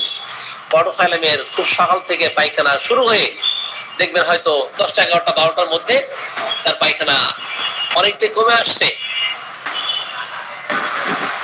সেক্ষেত্রে আমরা পডোফাইলামের কথা চিন্তা করতে পারি। এখন এই যে ডায়রিয়া দেখা দিল অথবা কলেরা দেখা দিল, রেকটাম একেবারেই তার দুর্বল হয়ে গেছে, শিথিল হয়ে গেছে। এখন এই পায়খানা মাঝে মাঝে যদি দেখা দেয়, যে সমস্ত শিশুর prolapsus of rectum due to diarrhoea, due to cholera, যদি কলেরার কারণে, ডায়রিয়ার কারণে এই যে প্রলাপসাস অফ রেকটাম, রেকটামের বহির্গমন দেখা দেয় এবং বেগ না দিতে দিতেই মানে ওই রেকটামটা বের হয়ে আসে বাইরে, এমন অবস্থায় কিন্তু পডোফাইলাম খুব চমৎকার কার্যকরী একটি মেডিসিন। কিন্তু পডোফাইলামের পায়খানা পানির মতো, প্রচুর দুর্গন্ধ, পচা দুর্গন্ধ। ক্যালকেরাকার্বের যেমন পায়খানা দুর্গন্ধ থাকে, পডোফাইলামের রোগীর পায়খানাও কিন্তু দুর্গন্ধ থাকে। কিন্তু সেই পায়খানা কিছু কিছু জায়গায় যেমন চক, যেমন এই চকের মতো মনে হয়, অথবা কিছু কিছু অংশে জেলি, যেমন পিসিল, এই পিসিল টাইপের অ্যালোর রোগীর মধ্যেও আমরা এটা দেখতে পারি। আবার চায়নার মতো, ফ্রামমেটের মতো, যে আমি ফলের কথা বলছিলাম, যে আনডাইজেস্টেড স্টুল, তো হজম হয় না, এক্ষেত্রে অবশ্যই আপনি আমি পডোফাইলামের কথা আমরা চিন্তা করব। এখন পডোফাইলাম ছাড়া আপনার কলেরার জন্য আর কি মেডিসিন থাকতে পারে? সিকেলিকরও হতে পারে। সিকেলিকরের রোগীও কিন্তু দেখবেন অত্যন্ত গরম কাতর, অত্যন্ত গরম কাতর হওয়া সত্ত্বেও সিকেলিকরের রোগী কিন্তু দেখবেন তার শরীরে স্পর্শ করলেই দেখবেন প্রচুর ঠান্ডা, তুষের আগুনের মতো। তো তুষের আগুন বাইরের থেকে বোঝা যায় না, তুষের আগুন কি বাইরে থেকে বোঝা যায়? বোঝা যায় না। কিন্তু যখনই আপনি তুষের আগুনে পা দিবেন অথবা হাত দিবেন, তখন বুঝবেন এটা দহন ক্রিয়া কত বেশি। তো সিকেলিকরের রোগীদের ক্ষেত্রে অঙ্গ প্রত্যঙ্গ প্রচুর ঠান্ডা কিন্তু ভিতরে অত্যন্ত দহন ক্রিয়া জ্বলন এটা থাকে, অত্যন্ত জ্বালা তার অবস্থা দেখা দেয়। গরম কত পাখার বাতাস সে অভিলাষ করে, পাখার বাতাস চাই। আর যখন সে কলেরায় আক্রান্ত হয় তার খিঁচুনি যদি দেখা দেয় এবং খিঁচুনি হলে আঙ্গুলগুলো ফাঁক করে যদি বাঁকা অবস্থায় থাকে, পিছনের দিকে বাঁকতে থাকবে, হাতের আঙ্গুলগুলো পিছনের দিকে বাঁকতে থাকবে এবং ফাঁকা ফাঁকা থাকবে, একসাথে মুষ্টিবদ্ধ থাকবে না। দেখেন এক এক ধরনের সিমটম দেখা দেয়। সিকিনি করে রোগীর আঙ্গুল যদি ফাঁকা থাকে এবং পিছনের দিকে বাঁকতে থাকে, খিঁচতে থাকে, এদের কলেরায় আমরা সিকেলি কর অ্যাপ্লাই করব। তাহলে সিকেলি কর কখন অ্যাপ্লাই করবো, অন্যান্য মেডিসিন কখন অ্যাপ্লাই করবো সেটা আমাদের জানা দরকার, তাই না? তো প্রচুর পরিমাণে তার পাতলা পায়খানা হতে থাকে পানির মতো প্রচুর পরিমাণে, এবং তার ফোর্স কিন্তু খুব বেশি থাকে। সিকেলি করের পায়খানার যে ফোর্স প্রচন্ড পরিমাণে, যেমন টোটনটিকে দেখি, হাঁসের পায়খানা যেমন সেম, কিন্তু টোটনটিকের পায়খানাও কিন্তু তেমন। হাঁস যেমন মানে পিস্কারির মতো পায়খানা করতে থাকে, গ্যাম্বুজিয়াতে আমরা দেখি গ্যাম্বুজিয়া আপনার টোটনটিক এটা হাঁসের মতো পায়খানা করে। অপর দিকে সিকেলি করে রোগীরও কিন্তু পায়খানার ফোর্স অনেক বেশি পরিমাণে হয় এবং ফোর্স খুব বেশি থাকে। অবশ্যই ঠিক কথা আমরা চিন্তা করব। এছাড়াও আর অনেক মেডিসিন আছে, যেমন ফসফরাস কলেরার জন্য খুব চমৎকার কার্যকরী একটি মেডিসিন। কিন্তু ফসফরাস রোগীদের ক্ষেত্রে আপনি কি পাবেন যে পায়খানার দ্বার অর্থাৎ মলদ্বার মনে হয় খুলে গেছে, পায়খানা যেন পড়তেই আছে, পায়খানা বন্ধ হতে চায় না, কিন্তু ঠান্ডা খাওয়ার অদম্য স্প্রিয়া থাকে, আইসক্রিম খেতে চাই, ঠান্ডা পানি চাই, ঠান্ডা খাবার খেতে চাই, শুধুমাত্র বাত ব্যথায় তারা এক্সটার্নালি অন্যান্য অর্গানে তারা গরম চায় আর বাকি সকল অর্গানে তারা ঠান্ডা চাই। ঠিক আছে? যে সমস্ত যুবক যুবতীদের দেখবেন চেহারা সুন্দর, চোখ সুন্দর, হালকা পাতলা গঠনের, বুদ্ধিদীপ্ত ইন্টেলেকচুয়াল চিলড্রেন, এদের ক্ষেত্রে আপনি ফসফরাসের কথা চিন্তা করবেন। কিন্তু এই ডায়রিয়া এমন পরিমাণে অথবা কলেরা এমন পরিমাণে যে মলদার অত্যন্ত জ্বালা করতেছে, এই পায়খানা হতে হতে মলদার হেজে গেছে, বার্নিং সেন্সেশন, এমন অবস্থায় আপনি ফসফরাসের কথা চিন্তা করবেন এবং ফসফরাসের প্রচন্ড দুর্বলতা থেকে সঙ্গী চাই। ঠিক আছে? ফসফরাসের এই যে পায়খানা হলো, পায়খানা হওয়ার সাথে সাথে সে আবার খাইতে চাই এবং রাতে খাওয়ার জন্য সে পাগল হয়ে যায়, পাকস্থলীর মধ্যে সবসময় একটা ক্ষুধা অনুভূতি, তার সবসময় খাওয়া চাই। এমন অবস্থায় আপনি ফসফরাসকে চিন্তা করবেন। ঠান্ডা খাবার খাইলে, ঠান্ডা পানি খাইলে অথবা ঠান্ডা জুস খাইলে সে একটু কমফোর্ট ফিল করতেছে, সেই ক্ষেত্রে কলেরার জন্য আমরা ফসফরাসকে চিন্তা করব। সম্মানিত দর্শকবৃন্দ, আমরা আগামীতে সকলকে ধন্যবাদ জানিয়ে, সকলের সুস্বাস্থ্য কামনা করে, সকলের দীর্ঘায়ু কামনা করে আজকের মতো আমি আলোচনা এখানেই শেষ করছি। ওয়া আলাইনা ইল্লাল বালাগ। আসসালামু আলাইকুম ওয়া রাহমাতুল্লাহ। তার ক্লাসটা অনেক গুরুত্বপূর্ণ ছিল, টানা যদি কয়েক ঘন্টা করিয়া শিখতে পারতাম, এগুলো ভালো লাগতো স্যার।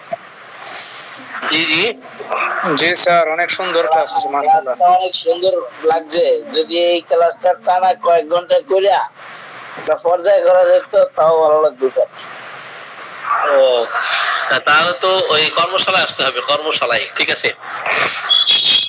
এখন আপনারা কি সিদ্ধান্ত নিতে পেরেছেন? আপনারা কেউই যাবেন না, প্রত্যেকেই থাকবেন ইনশাল্লাহ। তো আপনারা ইতিমধ্যেই অবহিত হয়েছেন, জেনেছেন যে আমরা আগামী সপ্তাহে শনিবারে কুমিল্লাতে যাব। আপনাদেরকে রিকোয়েস্ট করতেছি আপনারা থাকবেন ইনশাল্লাহ। তো এখানে আমরা অনেকেই কমিটমেন্ট করেছি ডোনেট করার জন্য। তো আজকেও আমি আপনাদেরকে একটু বিনীতভাবে অনুরোধ করব, বন্যা কবলিত এলাকায় যে সমস্ত ভাইয়েরা বোনেরা তো তারা অসহায়ত্বের অবস্থায় আছে এবং খেয়ে না খেয়ে দিনাতিপাত করতেছে, অসুস্থতায় দিনাতিপাত করতেছে, তাদের পাশে আমরা একজন ডাক্তার হিসেবে তো তাদেরকে চিকিৎসা সেবা দেওয়ার জন্য আমাদের ডক্টরস পয়েন্টের পক্ষ থেকে একটা মেডিকেল টিম যাবে। তো এই মেডিকেল টিমে 10 জন আমরা ডাক্তার থাকবো। তো সেখানে চিকিৎসা দেওয়া, থাকা খাওয়া, এখানে অনেক টাকা পয়সার প্রয়োজন হবে। তো আপনাদের কাছে আমি গতদিনও রিকোয়েস্ট করেছি, তো আপনারা ডোনেট করবেন, এখানে কিছু সাহায্যের হাত বাড়িয়ে দিবেন। তো সাহায্যের হাত বাড়িয়ে দিলে এখানে তারা চিকিৎসা সেবা পাওয়া, এবং আমরা যদি কিছু উদ্বৃত্ত টাকা থাকে সে টাকা দিয়ে আমরা ত্রাণ সামগ্রীও দিতে পারা।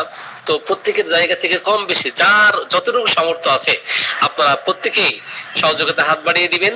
কেউই এখানে মানে বঞ্চিত হবেন না, বা কেউ আমাদেরকে এখানে না দিয়ে যাবেন না। তো এই বিপদ আমার আসতে পারে, আপনার আসতে পারে। দেখেন গতকাল যে বাচ্চা ছিল আজকে সে এই বন্যায় সে ফকির হয়ে গেছে, এমন ঘটনা কিন্তু আমাদের লাইফে ঘটতে পারে। তারপরও আমরা মানুষ হিসাবে, মুমিন হিসাবে, মুসলিম হিসাবে আমরা অবশ্যই তাদের পাশে থেকে সাহায্যের হাত বাড়িয়ে দিতে চাই, এবং সদকা হিসাবে এটা কাজ করবে। তো আপনারা প্রত্যেকেই যার যতটুকু অ্যাবিলিটি আছে ওই অ্যাবিলিটি অনুযায়ী আপনারা এখানে ডোনেট করবেন। আমি গতকাল নাম ধরে ডেকেছিলাম, আজকে নাম ধরে ডাকতেছে না। আপনারা স্বেচ্ছায় আপনারা এখানে ইনকল মেসেজে একটু লিখবেন। আমাদের টিম, ওখানে 2টা টিম যাবে। আমাদের ভোলা থেকে একটা টিম যাবে। আমরা কিছু ভাই ওনার কি আপনি চলে গেছেন, রাসেল ভাই, রাসেল ভাই আপনি চলে গেছেন। বললাম মামুন ভাই আপনার সাথে কথা হয়েছে কিনা সর্বশেষ?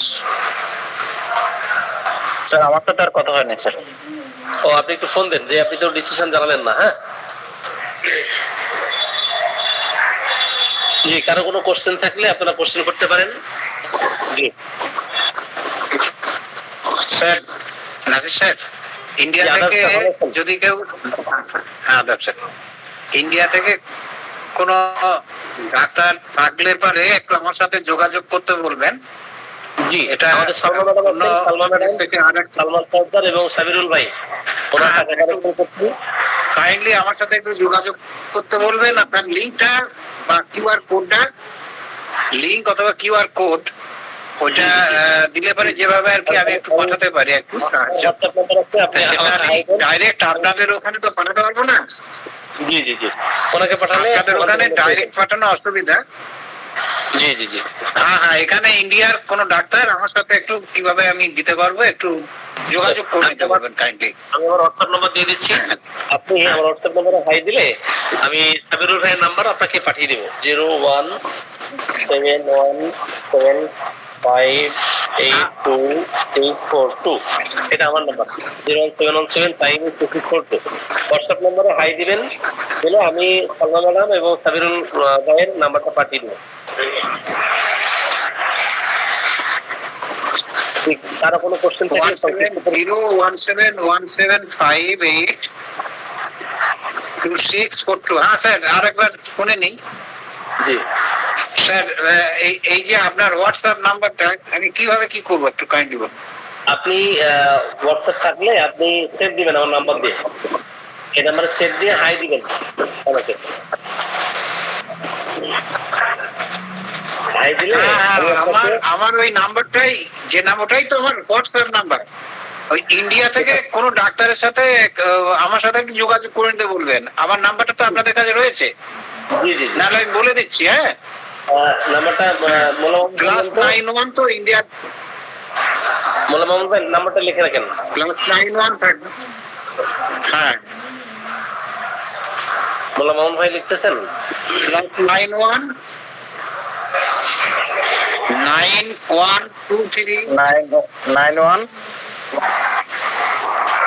91230 21987 21987। জি, +912 91230 1231987। হ্যাঁ, 9 আবার বলছি, +91 হচ্ছে ইন্ডিয়ার জন্য, এটা হবে। হ্যাঁ, এবার 91230 21987। জি জি জি, ঠিক আছে। আমি দিয়েছি এটা। হ্যাঁ। স্যার আপনি এটা সাবরুল ভাইকে দিয়ে দেন, উনি যোগাযোগ। না, এইটা নয়, এইটা 912 তো, তারপরে 10 ডিজিটের সংখ্যা তো, প্লাস 91, তারপরে আচ্ছা আরেকবার বলুন 9123। স্যার, আরেকবার বলুন নাম্বারটা আপনার। 91টা কমন। হ্যাঁ স্যার, তারপরে আচ্ছা, প্লাস 91টা ইন্ডিয়ার জন্য কমন, আর আমার নাম্বারটা হচ্ছে ওই প্লাস 91 ছাড়া 9123021987, ওই যেটা করেছেন ওইটার প্লাসটার আগে ওই 91 যোগ করে নেবেন। স্যার 91230987। এই যেটা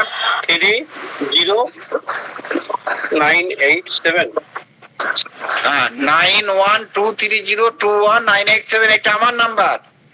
এইবার এর আগে প্লাস 91 যোগ করে নেবেন। ক্লিয়ার করতে পেরেছি? না হলে আমি পাঠিয়ে দিচ্ছি। জি স্যার, জি স্যার। ওকে, নাম্বারটা স্যার পাঠিয়ে দেন স্যার। হ্যাঁ, তো ঠিক আছে, আমরা তাহলে আপনাদের বিদায় নিই। জি, আসসালামু আলাইকুম।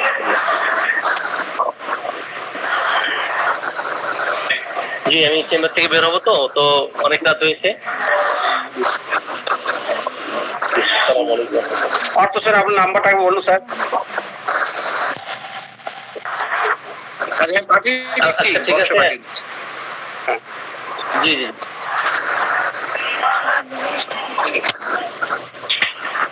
স্যার আসসালামু আলাইকুম। ওয়ালাইকুম আসসালাম। জি জি স্যার, আপনি হোমিও উদ্দীপনা একটা গ্রুপে আপনি ক্লাস করাইতেন, সেই গ্রুপটা এখনো কি সচল আছে কিনা? দোকানায় 1 মাস পর পর একটা ক্লাস নেই, 1 মাস পর পর। আর যারা আমাদের গ্রুপে যুক্ত হতে পারে নাই, ওই নাম্বারে হাই দিবেন, অথবা মোল্লা মামুন ভাইয়ের নাম্বারে হাই দিবেন। চার নাম্বারটা স্যার। আচ্ছা, পাঠিয়ে দিলাম ওইটা দেখে নিন। হ্যাঁ, ওইটা আমার সাথে ইন্ডিয়ার কোনো ডাক্তারের সাথে যোগাযোগ করে দিতে বলবেন। আমি ডাইরেক্ট আপনাদের ওখানে পাঠাতে পারবো না, এটা আন্তঃরাষ্ট্রীয় ব্যাপার আছে তো, সমস্যা আছে। জি স্যার। মোল্লা মামুন ভাই নাম্বারটা নিয়ে সালমা ম্যাডামকে দিয়ে দেন। হ্যাঁ, ঠিক আছে, স্ক্রিনশট দিয়ে রাখেন। হ্যাঁ, ঠিক আছে স্যার।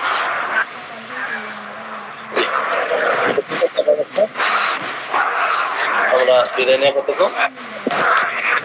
গুড নাইট জানাচ্ছি, আমি বেরিয়ে গেলাম।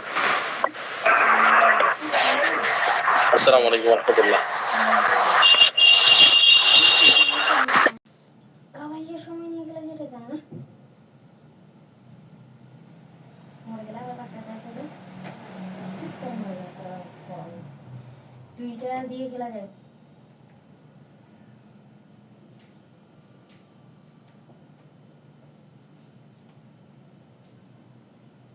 প্লেয়ার মানে বনে গো প্লেয়ার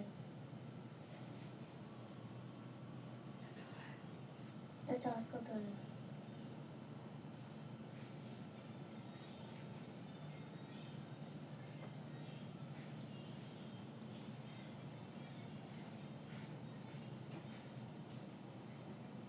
আচ্ছা, এটা একটা গ্রুপই তো বলবে, তাহলে তো আমি বুঝবো আমি কোনটা খেলতে যাচ্ছি।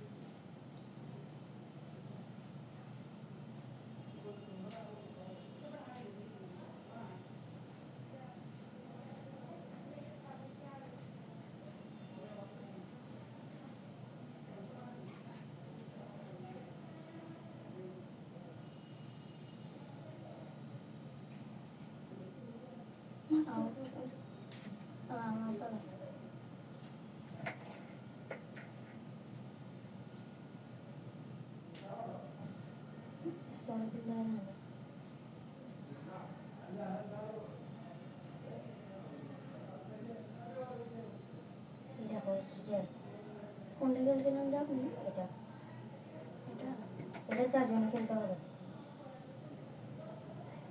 ভাই পাখি কেন করছো?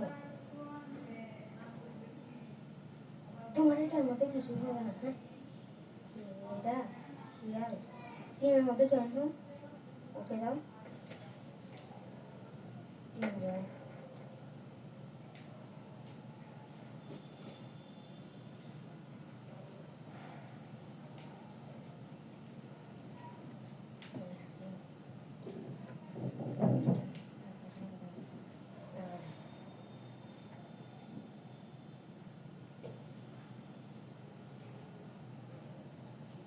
আমি আসছি। হাফু